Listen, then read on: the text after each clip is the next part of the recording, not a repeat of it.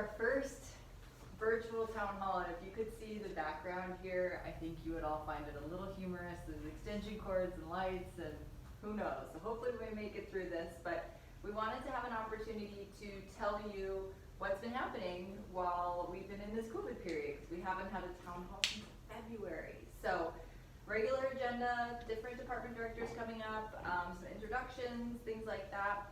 We've struggled that you probably won't be able to see this, so we will put it on the grapevine for you so you can have a copy of it as if you want to print it out, follow along. And then Mitz is here helping us with our recap, so she'll get that out like she always does in impeccable style and great, awesome, informative information.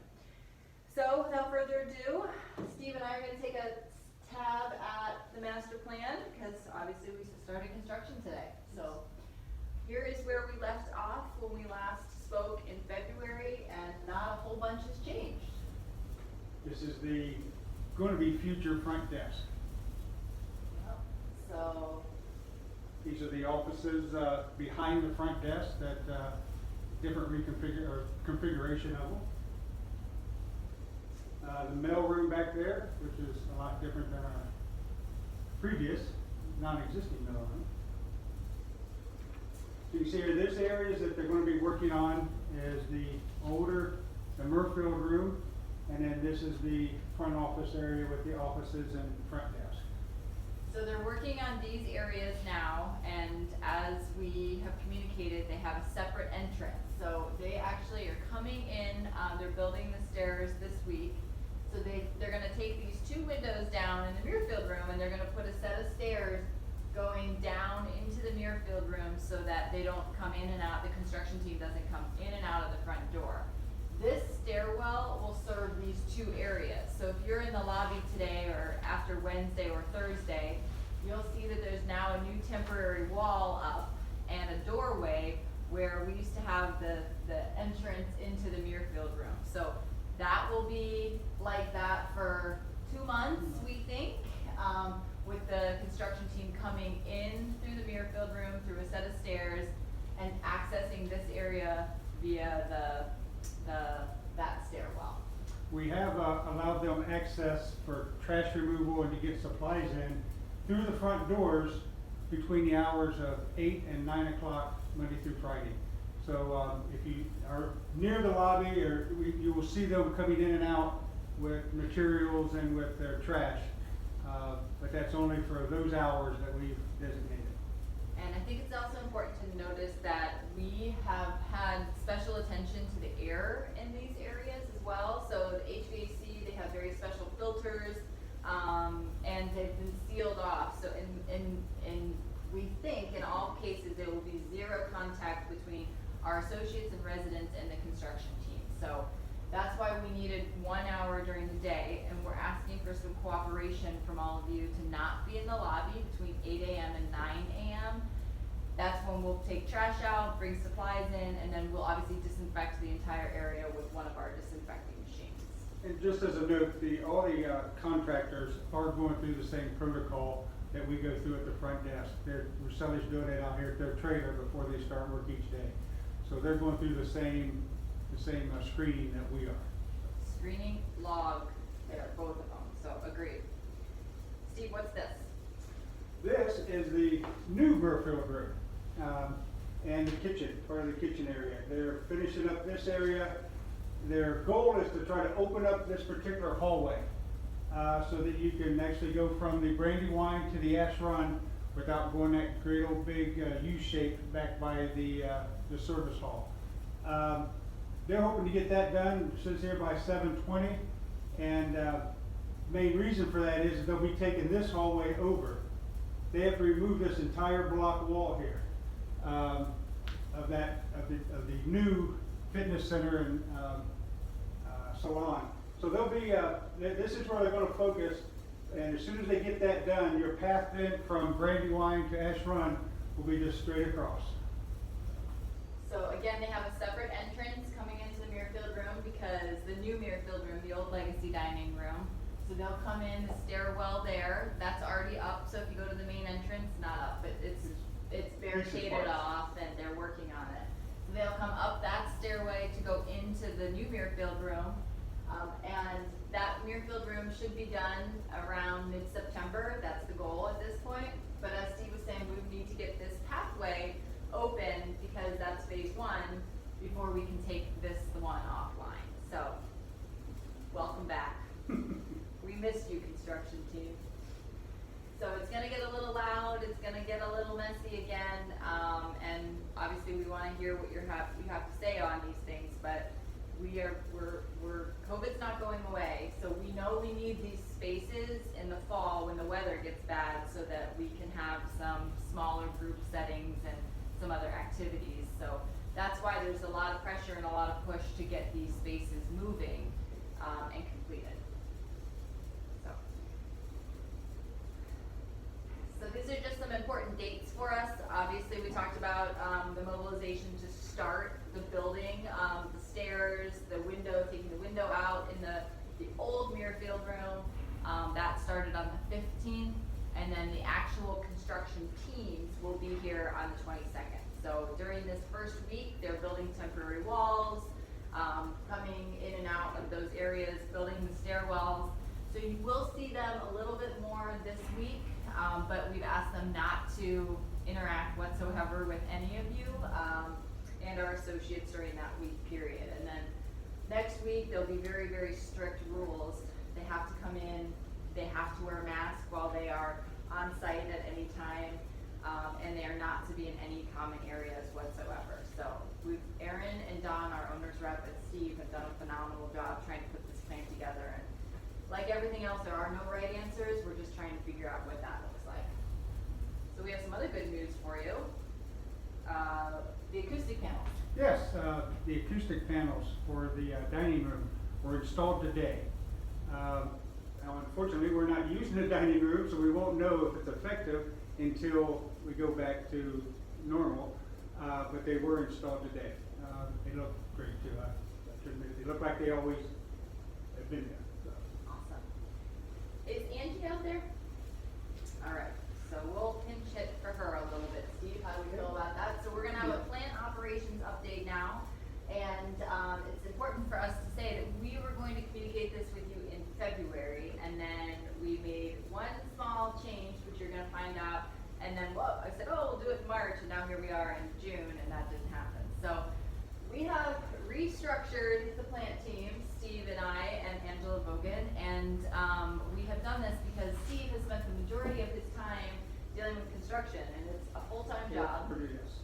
And so we knew that that was an important piece of the puzzle, especially because we have 2 or 3 years left and designating somebody specifically for that. So Steve is going to still be the plant director. He's just going to be managing, not just, it is a massive job, managing the construction piece of the puzzle. Angela McKeever, who you all met in February, she is now our plant operations manager. So she's the day-to-day operations, the preventative maintenance, the work orders that you would like if we ever open up the work orders. That's what her responsibility is. And then Andy Howland, who we all know is our landscaper, he was promoted back in February, and he is now our enhancement manager, and he oversees the landscaping team in addition to the enhancement or the refurb team. So that would be anytime somebody moves in, putting their apartment back to a working order so they're new, and then also the hallways and the common areas, that's where he's working on those pieces of the puzzle. And then Sally, again, is the plant coordinator. She's helpful with the work orders, helpful for Steve. So that's kind of what's happening. Very important that Steve is not going anywhere. Nope. That's not the intention. Nope. We love Steve. We just, as we are reorganizing a lot of the different pieces of the puzzle, we just realized that poor Steve was getting pulled in a million different directions. So Andy Howland is our enhancement supervisor, and Angela McKeever is our maintenance plant operations manager. And I'm still here to support for both of those areas. Actually I hit my 20-year anniversary last week, and I've learned a lot about this building. I'm still learning about it, believe it or not, but I've told Angie and Andy both that I'm here as a resource if they need me. So. Steve, let's talk a little bit about the maintenance shop. And for That's however many years. The maintenance shop was very exciting. Taylor kind of got this ball rolling back when she was here back in the fall. And our maintenance shop was very small. Don't remember the exact square footage, but it was just a couple hundred. You couldn't store any parts or anything. You was always tripping over somebody else or something. It was really not very productive. Well, we had a basement here in this building, the north wing. A lot of you may not even know we have a basement, but it was created during the construction because they ran across a cave. And it was cheaper to make a basement than it was to fill it up with concrete. So we took this basement and reorganized it into a new shop. And all the maintenance guys have a workstation that we've got set up. We got these storage bins. Home Depot helped us set this up. We've got barcodes, as you can see on here. The guys get a part, they scan the barcode. There's a large inventory system that will automatically send something to Sally saying, we need more widgets or batteries or whatever. And it's going to be actually awesome. It's as you can see, that looks, our other maintenance shop, you couldn't have put that card in there. So it's really been a huge, huge improvement. It's about 3 times the size. About 3, at least 3. Yeah, and it's, we'll take you on a tour at some point to see it because it's been really awesome. There's a new floor, there's new paint, there's a new office in there.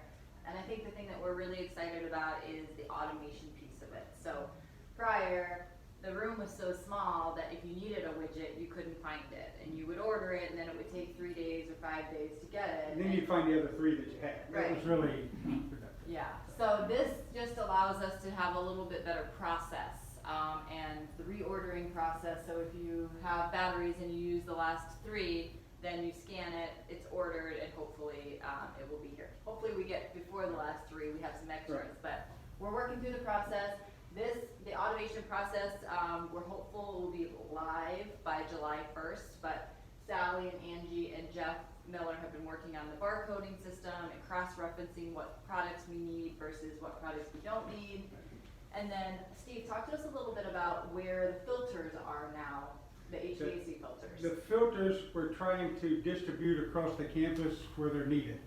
There's not much use to have your health center filters in the shop. They need to be closer to the health center. So we found little storage rooms throughout the building, and we're trying to keep the filters for the particular areas close to where they're being used.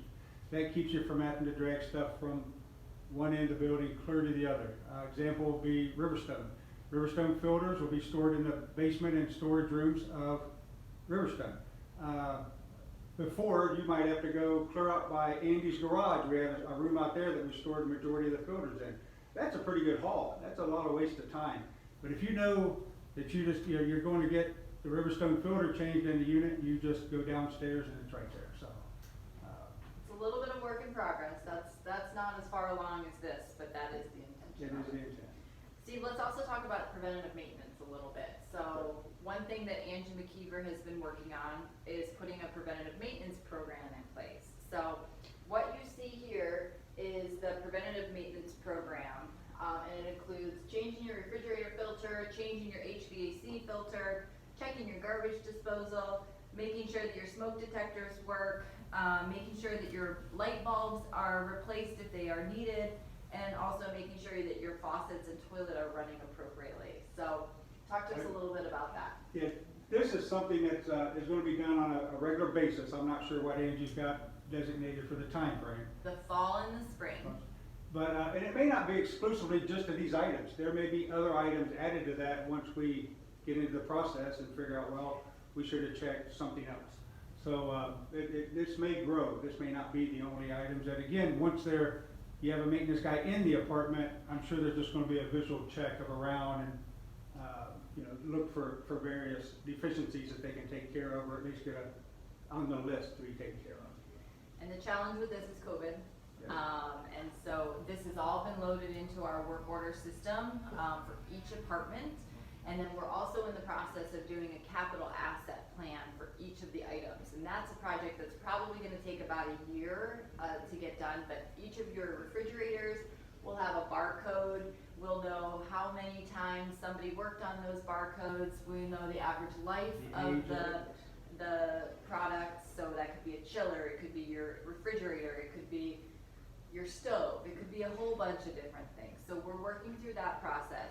Once we get all of that loaded in, the preventative maintenance piece will flow right into it as well. But we don't want to wait a year to start the preventative maintenance program. We want to get that ball rolling. So it is our intention to do it in August, but again, a lot of that is dependent on COVID and how we do and how we react and if we stay healthy. So lots of exciting things happening in It's very exciting, actually.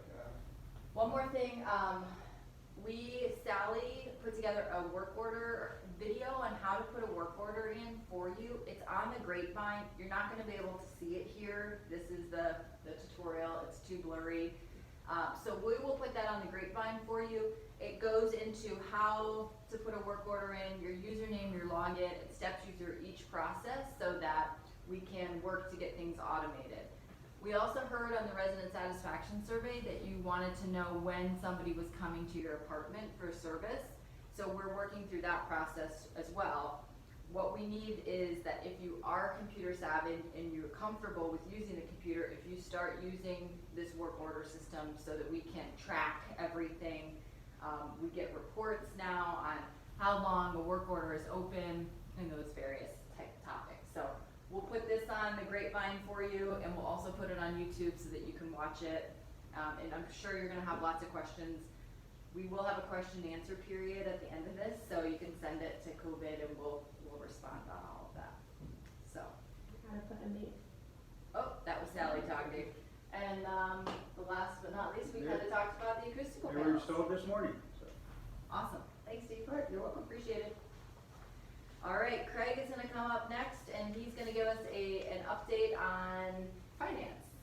Hello, good afternoon. So we're going to first talk about our fiber update. That kind of is a continuation of Steve and Rita's discussion on the construction. As you might imagine, we're not going into common areas, so really we're within a floor or two of completing the fiber project. In the ceilings, if you remember, the 3 to 5 guys that kind of ran around here for several months, kind of redoing the fiber throughout the building and all of our ceilings. We're real close to being done. I think maybe 2 to 3 more weeks of that. The real troublesome part of this is going to be the final piece of that is taking it from basically your doorstep, just outside your door in the ceiling, and bringing it inside each of the rooms. So we're several months away from that. We're now kind of targeting October to hopefully be able to get in the room, switch our television providers, which again was going to happen clear back in April. So stay tuned for all that. That's kind of the status of the fiber update. It's still currently on hold just because we don't want to be in the common areas of the hallways and then ultimately in each one of your apartments. We've had several questions clear back from almost the beginning of this when the payroll protection program started. I had several people stop me in the hallway. Hey, is Friendship Village applying? Have you thought about this? I even had a couple email me the information. The short answer is yes, we did look into the payroll protection program, and we ultimately decided not to apply for that. Rita and I kind of had a hastily called 5 o'clock, one of those first evenings, meeting with our board finance committee, and we just couldn't get comfortable. One of the first things you had to attest to, the question was the current economic conditions made your ongoing operations uncertain. And really it was our board that took the lead as much as Rita and I, because we really wanted that money, because the unknown at that point especially was how much is this going to cost us. And I remember saying, as long as we can get out of this at net zero, whatever we're going to spend we get back, you know, I'd be happy, because we didn't know, again, the unknown at that point. I think you've now seen a lot of the negative fallout for a lot of our larger universities. I believe the Los Angeles Lakers were on there. So I think for a lot of those same reasons we did not apply, some of those folks who did apply and took money have now been shamed into giving that money back. So it was the right decision for us not to take that money. But that's the question on the payroll protection. Another avenue for us, because a state of emergency has been declared, would be to apply for a FEMA grant, similar to when natural disasters come in and hurricanes, tornadoes, etc. because the state of emergency has been declared in the state of Ohio, we could apply for federal money. Again, Betsy in particular has done a lot of the legwork on that, but at this point we have not made application for that. And again, that grant could be anywhere between $100,000 and maybe $500,000 or more. But again, there's rules and regulations that go along with that, and some record keeping, which we are currently still doing in terms of tracking all the money that's been spent. But we have not made application for the FEMA grant. And then lastly, Health and Human Services really is part of all skilled nursing in the country. So all nursing homes in the country have now received 1 to 3 payments, lump sum payments. Our first payment came April the 17th. We had about a week or so advance notice. We were going to get what was believed to be about $50,000. Turned out that direct deposit was a little bit better than $77,000. Then a week later, on a Thursday afternoon, we got an email that said, hey, there's going to be more money as part of that CARES Act. And again, the CARES Act is that part of that bigger several billion-dollar congressionally passed money you see and have probably heard about in the news. We received another $296,000 that following Friday. So what we had to do as the village, we had to attest that we received the money. We had some lost revenue in there that we had to basically tell the government about. At this point, we're still on hold with what the record keeping looks like. Certainly, at some point, we're going to have to prove we spent that money. Then here in May, or just about a month ago, another $175,000 showed up on a pretty interesting enough on another Friday. And again, real no advance notice. We kind of got an email late in the previous day from LCS saying another congressional order had been passed and more money showed up. So at this point, we've received better than $500,000. We've spent about half of that money already. And again, we've stockpiled a good bit of more money that's not, quote, been expensed yet, waiting for hopefully that rainy day that never comes when we might have some significant cases where we'll need a lot of the gowns and the gloves and the other items that we've been storing up that right now are not part of that 200+ thousand that I've really been talking about. So that's kind of our 3 areas of money that we could get, again, one of which we've already ruled out. FEMA grant's still a possibility, and the HHS money, we've got 3 payments. And if any of you watched our budget talk, testing is really the big thing that's on the horizon right now, and how that's all going to be paid for. So again, I think the nursing industry in particular is going to have to go to some kind of regular testing, and it will be how that's going to be paid for possibly comes out of this pool of money that we already have. Thanks, Greg. You're welcome. Appreciate it.